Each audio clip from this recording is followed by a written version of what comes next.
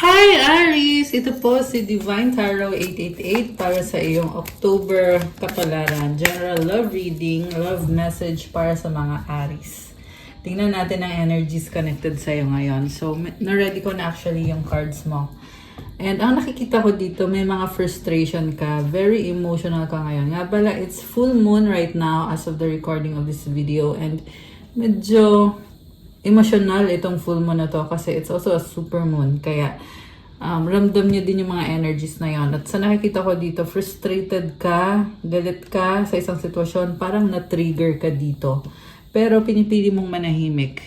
Okay, you have the High Priestess, so malakas ang intuition mo ngayon and you're trying to balance. Ayan, binabalanse mo yung mga bagay-bagay. Seven of Wands, Ace of Cups, and the Hermit. Parang may attack. Okay, so the attack is against you. Kung anong sitwasyon man to guys, iba-ibang situation. Pero ang nakita ko dito, it's like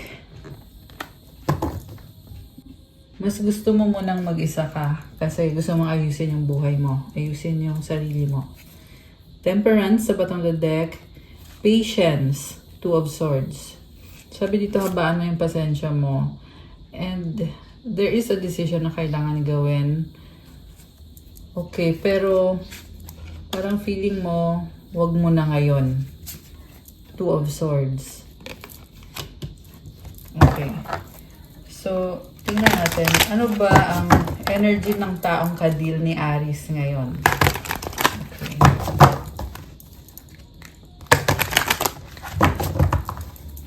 Energy ng person na kadil mo ngayon. Ten of Pentacles. Mahalaga sa kanya yung pera, yung status, yung sasabihin ng mga tao sa paligid niya. This person has a legacy. So, malakas ang confidence niya ngayon, pero mas pinipili niya yung pera kaysa sa love. Yan ang sabi dito, guys.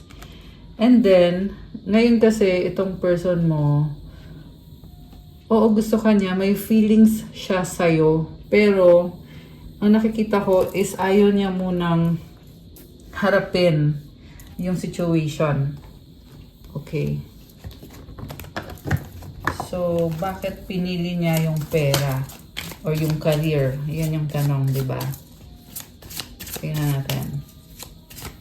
So, actually, ang nakita ko dito, with this temperance, itong taong kadil mo, para siyang may kumukontrol sa kanya. Pwede yan, nakokontrol siya ng pera, ng trabaho niya.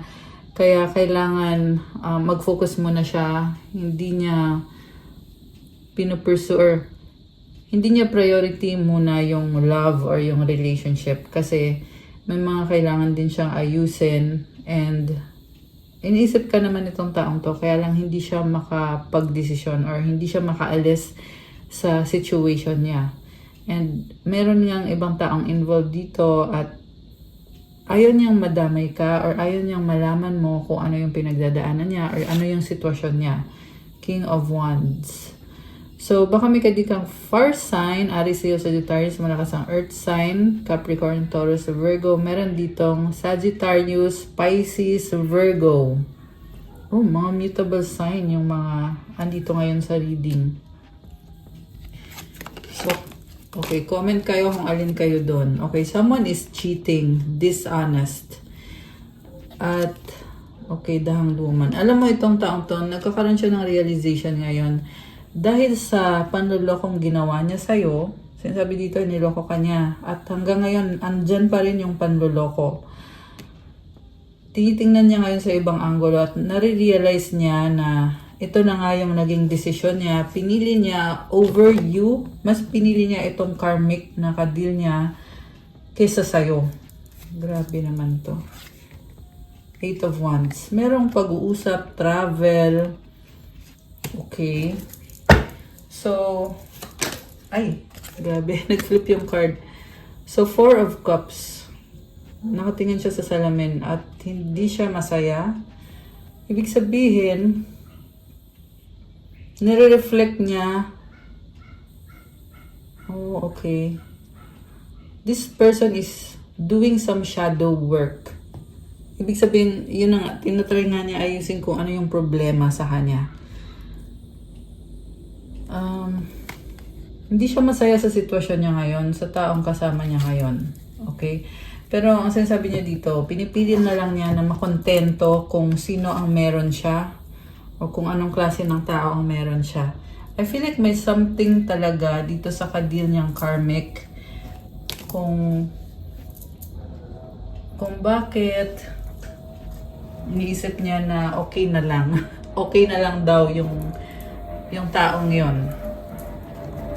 Okay, so may dumaan na plane.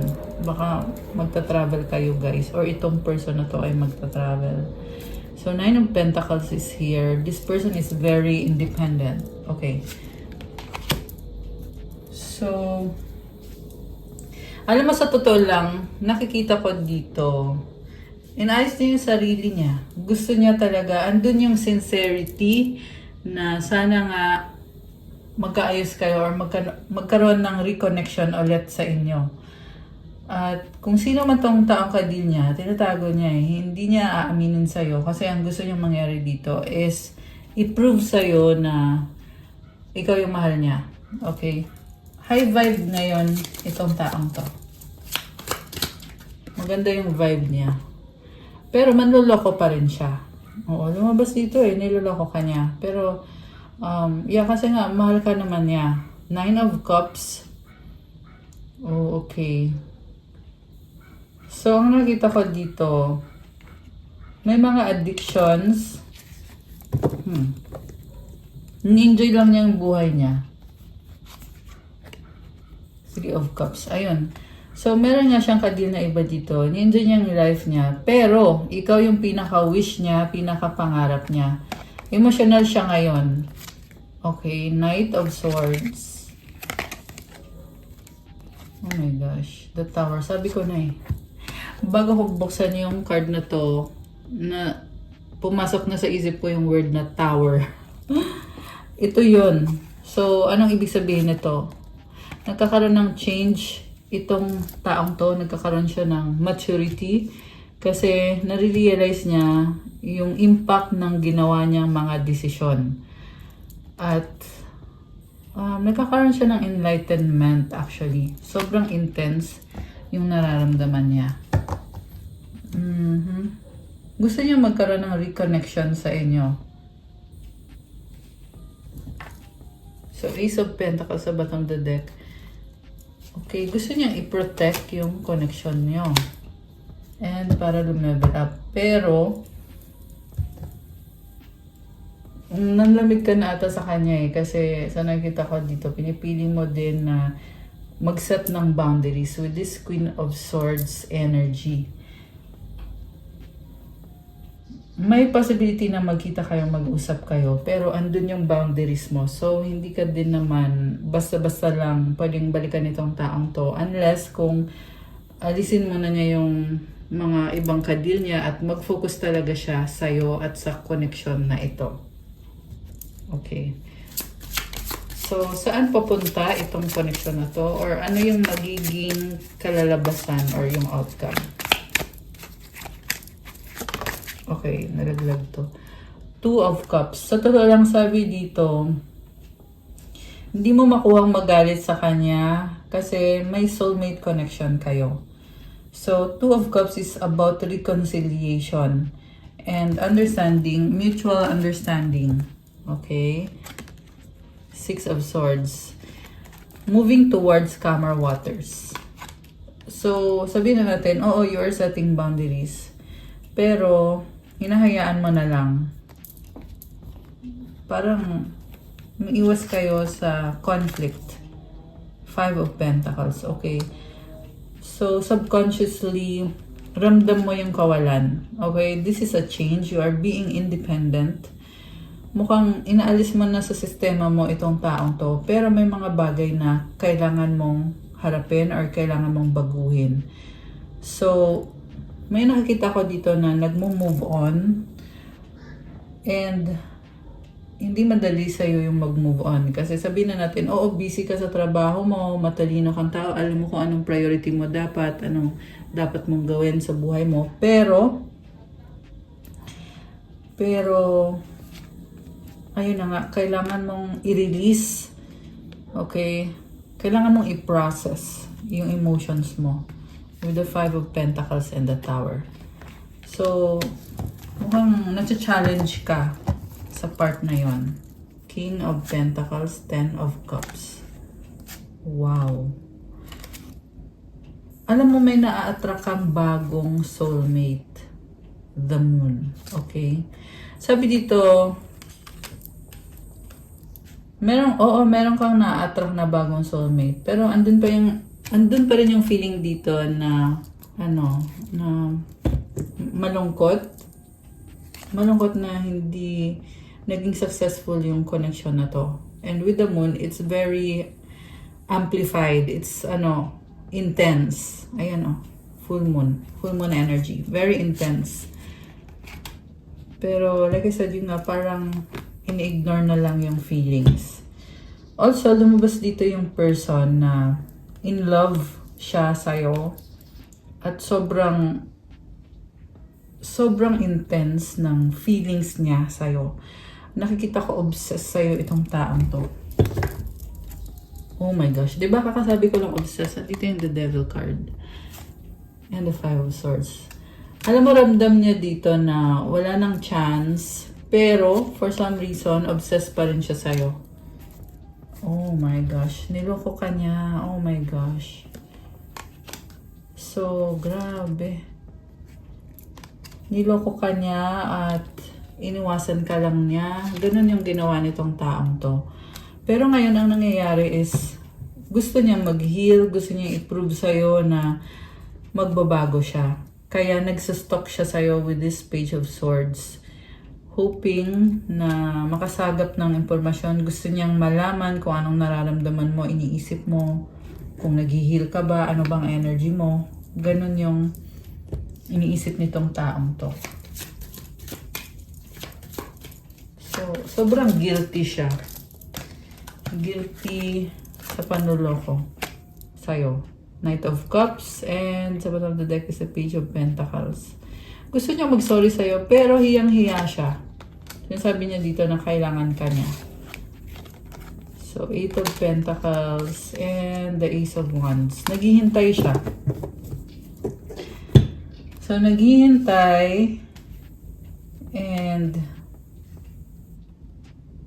ano lang siya kunyari busy siya, pero talagang hinihintay ka niya kasi nahihiya man siya sabihin sa'yo, pero gusto niya mag-sorry kasi aminado na siya na nagkamali siya at wala na siyang magagawa kasi gusto ka pa rin niya, obsessed siya sa'yo, pero nagawa nga niya yung mga ginawa niya na panloloko sa'yo, yung pagkakaroon niya ng other party dito, pero nare-realize na niya ngayon na yun nga, siya yung kawawa dito kasi kailangan ka niya.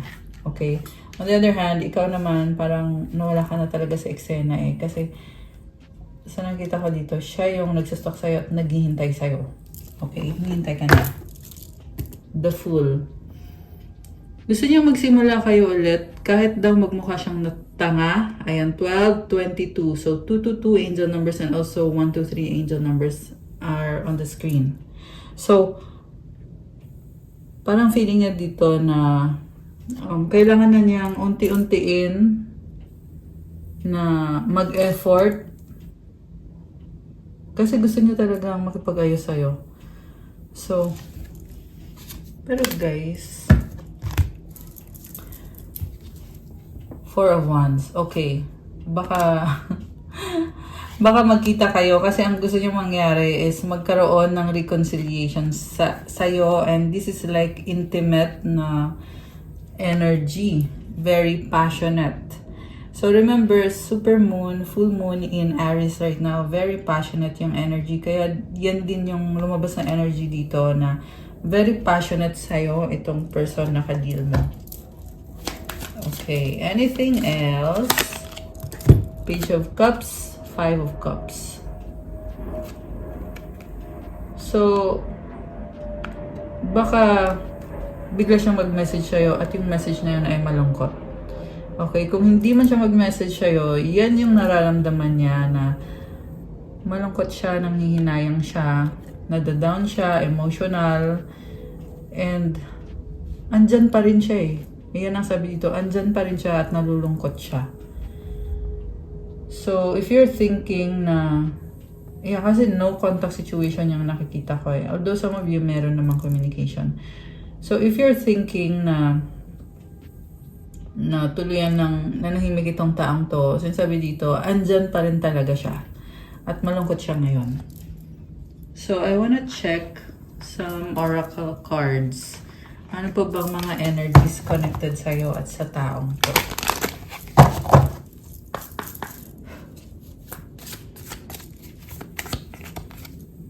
Unseen. Love can be blind. Ensure you're not overlooking red flags. Nakamaskara. Okay. So, hindi niya makuhang mag-come clean ngayon. Kaya siya nakamaskara. Butterfly, you will meet a new love interest at a party or night out. Abundance, open your heart to receive the abundant love the universe has to offer. Okay. So, alam mo, you are really hustling. Kasi ang daming blessings. Samantala, yung nakikita kong person dito is meron ditong naiinggit kung anong meron ka. Naiinggit kasi masaya ka, para kang butterfly. Ayan o. So, ini-enjoy mo yung life mo at yung blessings. And then, nandito naman yung person na I'm hearing the word nonchalant. Wala siyang pakialam. Ini-enjoy lang niya yung life niya. Pwedeng ikaw yon na ini-enjoy mo yung life mo, wala kang pakialam sa sasabihin niya o isipin ng iba. Pero meron din ditong person na, ayun na nga, nakamaskara kasi. So, tinatago niya yung totoong kulay niya. Okay, at ini-enjoy niya yung buhay niya kahit na nag-guilty siya na feeling niya kasalanan yung ginagawa niya kasi nga instead na mag-heal siya ay ayun, ini-enjoy lang yung buhay niya, wala siyang pakialam. Kasi gusto kang makasama nitong taong to. Ayun, together. Find joy in the simple pleasures of just being together. Apology. Oh my gosh. So, never underestimate the power of a heartfelt apology. Para siyang nape-pressure kasi ini-enjoy niya yung life niya ngayon pero kailangan niyang mag-apologize or mag-sorry sa'yo. Twin flame, trust the magnetic pull of your twin flame. It will guide you towards them. Very passionate energy. So, not necessarily na twin mo talaga yung taong yan. Pwede naman tong soulmate mo siya. Pero yung energy dito is full of passion. Kasi magnetic andun yung magnetic pull. So, yun yung pakiramdam niya na gusto ka niyang makasama, makita, gusto niyang mag-sorry sa'yo. At pag ginawa niya yun, andun yung nai-excite siya. The thought na magkikita kayo, mag-uusap kayo. Pero at the same time, natatakot siya. Okay, so yan yung nag-hold back sa taong to. Alone time, spend some time alone. It will help you gain clarity on your relationship. So, ibig sabihin, oo, excited siya, pero dahil nga sa takot niya, pinipili niyang mag-isa na lang. Okay, nananahimik na lang. Window, adventure. In love is coming, get ready. Okay. So, yeah, hindi pa siya over sa'yo. Gusto kong tingnan yung mensahe ng mga angels mo para sa'yo, Aries. Okay. Mensahe ng mga angels ni Aries. Okay. 10-10 growth. Spiritual awareness is opening you to all that you are ready to see. Your destiny is being fulfilled. Keep your intentions pure with your eyes looking ahead and you will continue to increase the growth that is here. So, lumalakas yung intuition mo at magandang energy to kasi ang dami mong blessings at yung destiny mo is nangyayari or mangyayari na. As long as yung intention mo ay pure. So, ibig sabihin, gumawa ka lang ng mabuti kasi sure na sure yan na matatanggap mo yung mga blessings na para sa'yo talaga. So, affirmation, the more I invest awareness in my growth, the closer I continuously become to the outcomes that I am seeking. So, i-comment itong affirmation na to, guys. Ang sinasabi dito is, the more na nag-iingat ka at nakafocus ka sa growth mo, the more din na nafe-feel mo na mangyayari na nga yung pinapangarap mo. So, comment, the more I invest awareness in my growth, the closer I continuously become to the outcomes I'm seeking. Comment, claim growth, comment 10-10 to claim this energy. And the last one is clarity. As the storm passes, the clarity is felt faster than lightning is seen against the dark sky. The divine is reminding you that clarity is readily available. All you have to do is ask. You have weathered the storm and now the sky is clearing. Ayan, congratulations! Kasi naliliwanagan ka na ngayon. Yan yung pinaka-energy mo ngayon, Aries. Affirmation. So, i-comment itong affirmation. Loving energy surrounds me and I trust the clarity I feel is the answer I need. So, merong loving energy sa paligid mo. I-claim mo na yan. At yung clarity mo, yan na din mismo yung kasagutan na kailangan mo. Grabe, sobrang intense nito. And I just saw 2002 on my screen. So, congrats, you are gaining clarity now and you have growth. So, kuha kita ng advice. Anong ngayon ang advice para sa mga Aries? Okay, ito. Advice para kay Aries. Oh, wow! True love. Your wholeness and safety lie within, not from a partner. But this sovereignty actually leads to the deepest intimacy for you to stop using others. Let me stand on my own feet, dear Lord, and know true love. Grabe. Ang intense nito. So, yung power mo daw ay nakukuha mo sa sarili mo, hindi sa ibang tao, hindi sa partner mo. At ang prayer mo dito is yung makatayo ka sa sarili mong paa. Hindi mo kailangan ng partner para lumakas ka. Kasi nasa sayo na mismo, you have the sovereignty within you.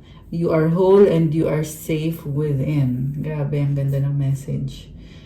So, comment, claim true love. I love it. Ang ganda din ng color. Tsaka ang daming flowers. Ayan, ang ganda ng message. So, that's all for your 21-21 and 21-22 on the screen. O, diba kanina may 222 din? That's all for your October kapalaran mga Aries love reading for you. Thank you for watching. Pa-like po ng video. Comment kung nag-resonate ba. Comment kayo kung kilala nyo na ba ako or kung bago lang kayo sa channel na to para masagap natin yung kwento ng buhay mo sa mga susunod pang mga readings. Have a good day. God bless you, Aries. See you soon. Bye!